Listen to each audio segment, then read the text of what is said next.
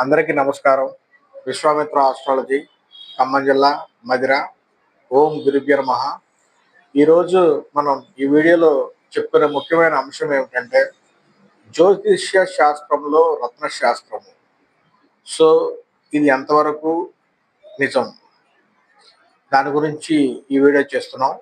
జ్యోతిష్యంలో రత్నశాస్త్రం. ఈ రత్నశాస్త్రం అనేది జ్యోతిష్య శాస్త్రంలోనే ఒక విభాగం. దీన్ని సరైన రీతిలో మనం ఉపయోగించుకుంటే అద్భుతమైన ఫలితాలు పొందవచ్చని మనకి చాలాసార్లు ప్రూవ్ కూడా అయింది. అయితే ఒకసారి రత్నశాస్త్రం అంటే ఏంటి, దాని ప్రాముఖ్యత ఏంటో మనం ఈరోజు తెలుసుకుందాం. మన పూర్వీకులు, మన దేవతలు, దేవుళ్ళు, రాజులు, అట్లాగే మనకి కింగ్స్, కృష్ణదేవరాయలు కానీ, రాణి రుద్రమదేవి, ఎవరైనా కింగ్స్ ఈ కూడా వాళ్ళ చేతులకి రింగ్స్ ఉండేవి. అవి కెంపు కావచ్చు, కనకపుష్పరాగం కావచ్చు, పచ్చ కావచ్చు. ఇలాంటివి మన పాత సినిమాల్లో కానీ, ఏదైనా డివోషనల్ సినిమాల్లో కానీ, అన్నమయ్య లాంటి సినిమాల్లో కానీ, రాజులు కానీ, భక్తులు కానీ, దేవుళ్ళకు కూడా మనకి వంగరాలు కుడి చేతికి కానీ ఎడమ చేతికి కానీ ఉంటాం, మనం గమనిస్తూ ఉంటాం.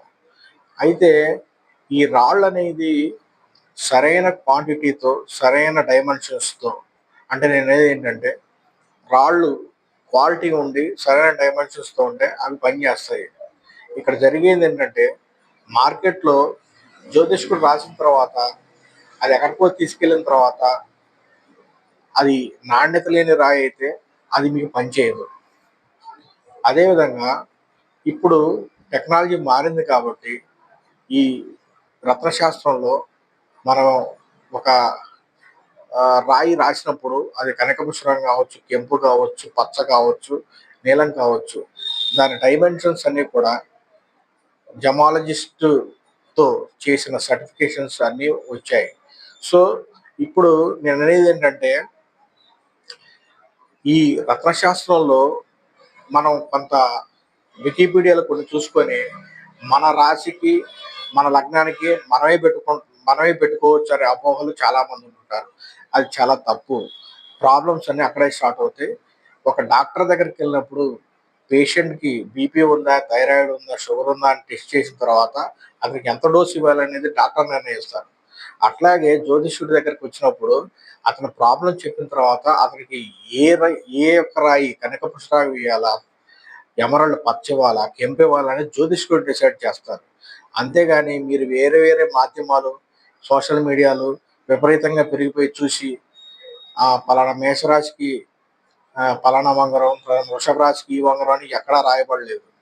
అంతేగాని మీ లగ్నం బలం బట్టి, మీకున్న సమస్య బట్టే ఈ యొక్క రత్నాలు తీసుకోవాలి. అంతేగాని మన సొంత నిర్ణయాలతో మెడికల్ షాప్కి వెళ్ళి ట్యాబ్లెట్స్ తీసుకున్నట్టు మన జ్యోతిష్కుల్ని సంప్రదించకుండా తీసుకుంటే ఇబ్బందులు పాలవుతారు.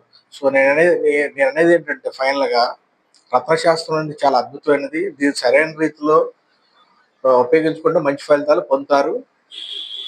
విశ్వామిత్ర ఆస్ట్రాలజీ, ఖమ్మం జిల్లా, మధిర. మీ నున్న ఫణీంద్ర.